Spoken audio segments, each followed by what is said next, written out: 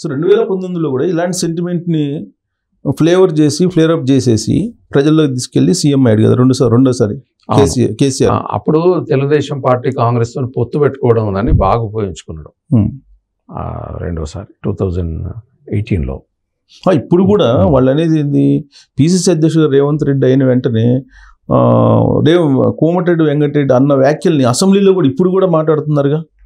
అయితే మనం ఇక్కడ గమనించాల్సిందంటే కాంగ్రెస్ పార్టీ మోర్ డెమోక్రటిక్ అండి, ఓపెన్గా మాట్లాడతారు ఏదైనా కానీ.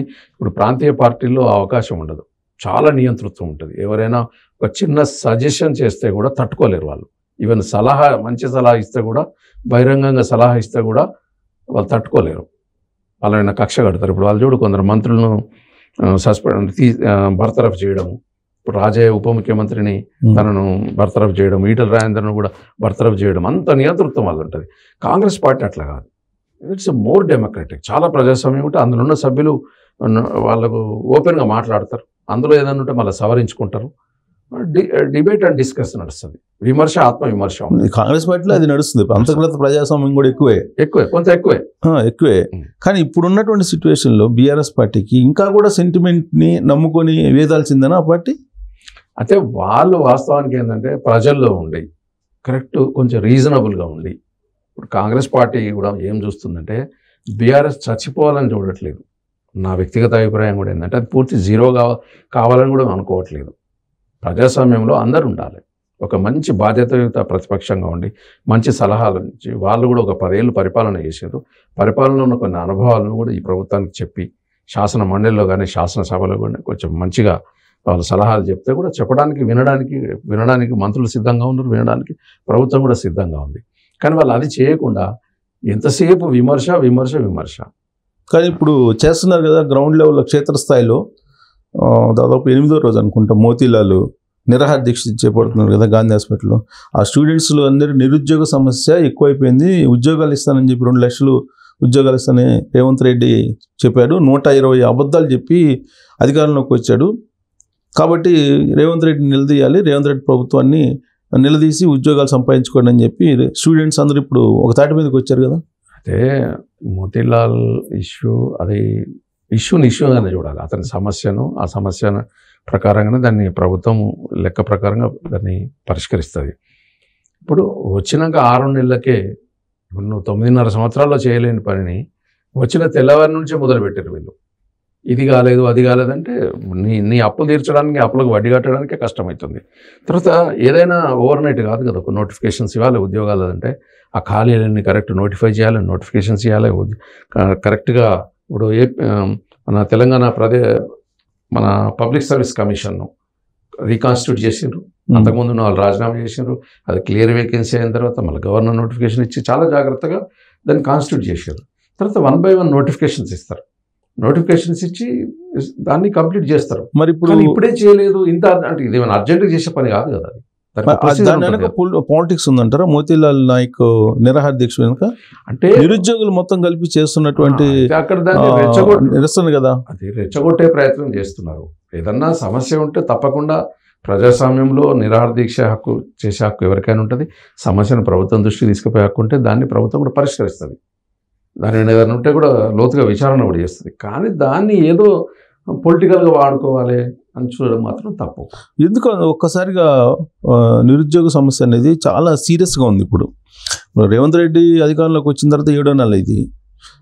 ఈ 7 నెలల్లో ఇంత పెద్ద ఎత్తున ఎక్కడా కూడా వ్యతిరేకత కనిపించాల. కానీ ఈసారి బాగా వ్యతిరేకత కనిపించడానికి ఏంటి? వచ్చిన తర్వాత కూడా ఈయన బీఆర్ఎస్ ప్రభుత్వంలో ఆయన ఏదైతే కొన్ని కంప్లీట్ చేసి ఆర్డర్స్ ఇవ్వకుండా, అపాయింట్మెంట్ ఆర్డర్స్ ఇవ్వకుండా అన్ని తొక్కిపెట్టిండు. వచ్చిన తర్వాత కూడా బహిరంగంగా ఎల్బీ స్టేడియంలో ఒక పెద్ద మీటింగ్ పెట్టి అందరికీ అపాయింట్మెంట్ ఆర్డర్స్ కూడా, లెటర్స్ కూడా ఇచ్చారు రేవంత్ రెడ్డి. 1 by 1 క్లియర్ చేస్తున్నారు. అది ఓకే.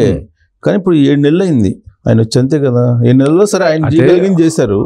బట్ ఈ 7 నెలల్లోనే నిరుద్యోగ సమస్య అంటే సార్ ఒక ప్రభుత్వ ఉద్యోగం ద్వారానే తీరదు. అది అందరికీ తెలిసిన విషయము. దానికి నైపుణ్యాభివృద్ధి, స్కిల్ అప్గ్రేడేషన్స్, స్కిల్లింగు, తర్వాత ప్రైవేట్ సెక్టర్ను కూడా బలోపేతం చేయడం. మన దగ్గర కొన్ని పరిశ్రమలు ఏమేమి ఉన్నాయి, ఇంకా కొన్ని కాయలబడ్డ పరిశ్రమలు ఉన్నాయి. ఫర్ ఎగ్జాంపుల్ ఏముందంటే ఇప్పుడు ఉత్తర తెలంగాణలో బోధన్ షుగర్ ఫ్యాక్టరీ ఉంది, ఆసియాలోని అతిపెద్ద షుగర్ ఫ్యాక్టరీ. దానికి అనుబంధంగా మెట్పల్లి దగ్గర ముత్యంపేట షుగర్ ఫ్యాక్టరీ అని ఉంది. ఈ 2 షుగర్ ఫ్యాక్టరీలు కూడా కేసీఆర్ పుణ్యాన మూతపడ్డాయి. ఆ మూతపడ్డం వల్ల రైతులు మునిగిపోయారు, అందులో ఫ్యాక్టరీలో పనిచేసే కార్మికులు మునిగిపోయారు.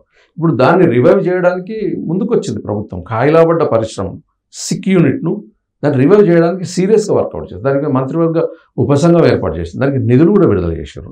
అంటే ఇట్లా 1 by 1 స్టెప్ బై స్టెప్ చేసుకుంటూ పోతారు. నిరుద్యోగము తీరాలి అంటే, నిరుద్యోగ సమస్య పరిష్కారం కావాలంటే ఒక ప్రభుత్వమే అందరికీ ఉద్యోగాలు ఇవ్వలేదు, ప్రైవేట్ రంగాన్ని కూడా బలోపేతం చేయాలి, అందరికీ బతుకు తెరువు అవకాశం ఇవ్వాలి. చదువుకున్న వారికి చదువుకున్నట్టు, స్కిల్ ఉన్న వాళ్ళకి స్కిల్ ఉన్నట్టు. మనం కూడా ఎలా ఉండాలంటే ప్రతిదాన్ని, మన దగ్గర మంచి భూములు ఉన్నాయి, కొంచెం వాటర్ కూడా ఉంది, ఈ వ్యవసాయ ఆధారిత పరిశ్రమలు కూడా డెవలప్ చేసి కూరగాయలు పండ్ల నుంచి మొదలు పెడితే ప్రతి ఉత్పత్తిని కూడా మన విదేశాలకు ఎగుమతి చేయొచ్చు. పక్కన ఎన్ని చేసిన గవర్నమెంట్ అల్టిమేట్గా ఏంటి, నాకు ఉద్యోగం ఇస్తున్నారా లేదనేది ఆలోచిస్తారు నిరుద్యోగులు. అంటే ఉద్యోగమైనా ఉపాధి అయినా స్వయం ఉపాధి అయినా ఇప్పుడు చాలా వరకు కూడా స్వయం చిన్న చిన్న కుటీర పరిశ్రమలు పెట్టుకోవడానికి చూపించినా కానీ ఇప్పుడు నిరుద్యోగ వృత్తి ఇస్తానని చెప్పాడండి రేవంత్ రెడ్డి. ఇలాంటి దాదాపు 120 హామీలు ఇచ్చారు. ఈ 120 హామీలు కాదు, ఆయన అనేది 420 అని సర్కాస్టిక్ గా అంటుండ్రు. 420 అంటే చీటింగ్ అని అర్థం, కానీ 420 కాదు హామీలు. యాక్చువల్ గా వాళ్ళే 420.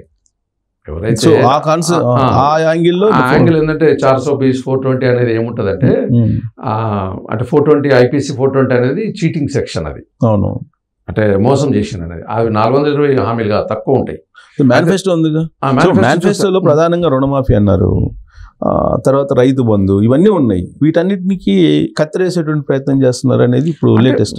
వాళ్ళు ఎన్నైనా విమర్శలు చేస్తారు సార్. ఇప్పుడు ఇక్కడ ఒక ప్రఖ్యాత ఆర్థిక శాస్త్రవేత్త రఘురామ్ రాజన్ అట్లాంటి పెద్ద పెద్ద వాళ్ళతో కూడా మాట్లాడి ఈ సమస్యను ఎట్లా పరిష్కారం చేద్దాం.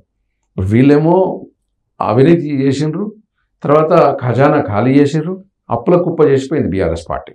వాటి వడ్డీలు కట్టడమే చాలా కష్టంగా ఉంది. జీతాలు ఇవ్వలేని పరిస్థితిలో ఉన్నారు వాళ్ళు. చాలా పెండింగ్ బిల్లులు ఉన్నాయి, చాలా గందరగోళం ఉంది పరిస్థితి. దాన్ని చక్కదిద్దాలంటే చాలా చాకచక్యంగా ఒక ఆర్థిక క్రమశిక్షణ తీసుకొని ముందు వడ్డీల భారం తగ్గించుకొని, ఇప్పుడు ఆ రైతు రుణమాఫీ చేయాలంటే కూడా దాన్ని ఒక కార్పొరేషన్ ఏర్పాటు చేసి చాలా సిస్టమేటిక్గా ప్రభుత్వం అట్రాక్టివ్ పథకం ఏంటంటే, అట్రాక్టివ్ హామీ ఇచ్చింది రేవంత్ రెడ్డి. అన్నిటికన్నా కూడా తులం బంగారం ఇస్తాను అన్నాడు. అసలు వాళ్ళ గురించి, ఆ హామీ గురించి పట్టించుకోవట్లేదు కదా. ఇప్పుడు ఏదైనా టైం పడుతుందండి. మనం బ్యాక్లాగ్ కూడా క్లియర్ చేసి, ఇప్పుడు కొన్ని ఉద్యోగాలలో మీరు బ్యాక్లాగ్ అనే వర్డ్ మీరు విన్నారు, అంటే పాత బ్యాక్లాగ్ కూడా మనం మళ్ళీ భర్తీ చేయడం అని అంటారు. తర్వాత విత్ ఎఫెక్ట్ ఫ్రమ్ అని అంటారు, అప్పటి నుంచి ఇప్పటిదాకా. ఇమీడియట్ అంటే దానికి కొంచెం టైం తీసుకుంటారు. దానికి ప్రతి హామీని స్టడీ చేసి, ఆర్థిక వనరు అయితే కదా ఇప్పుడే ఇప్పుడు 6 నెలలకు ఎగబెట్టేసిరా మొత్తం, ఇక అతను కాదని చెప్పారు. చెప్పలేదు అసలు పెట్టారు కదా మేనిఫెస్టోలో ఉంది కదా ప్రధానమైనటువంటి హామీ. లేడీస్ అందరూ అట్రాక్ట్ అయ్యారు. ఒకటండి, ఏ పార్టీ అయినా మేనిఫెస్టోలో ఉన్నదాన్ని, కాంగ్రెస్ పార్టీ కావచ్చు ఏ పార్టీ అయినా కానీ మేనిఫెస్టోలో ఉన్నదాన్ని తూచా తప్పకుండా అమలు చేయడానికి ప్రయత్నం చేయాల్సిన అవసరం అయితే ఉంది. ఎవరైనా కాంగ్రెస్ నాయకుడు, కాంగ్రెస్ కార్యకర్త కూడా కోరేది, మనం ఏదైతే హామీ ఇచ్చినామో హామీ ఇచ్చింది నెరవేర్చాలని కోరుకుంటాం. తప్పకుండా దానికి కాస్త వెనక ముందు ఇప్పుడు ప్రయారిటీస్ ఉంటాయి కదా. ముందు ఏది చేయాలి, వెనక ఏది చేయాలి, దాన్ని కొన్ని నిధుల సమీకరణ చేసుకోవాలి. ఇప్పుడే ఇవ్వలేదు అంటే పోయినట్టు కాదు కదా, మొత్తం ఎగబెట్టినట్టు, అసలు దాన్ని రద్దు చేసినట్టు కాదు కదా. సో ఉంది, భవిష్యత్తులో అయితే తప్పకుండా చేస్తారు కదా. ఇప్పుడు ఆర్టీసీలో మహిళలకు ప్రయాణం అన్నారు, అది చేసిరా లేదా?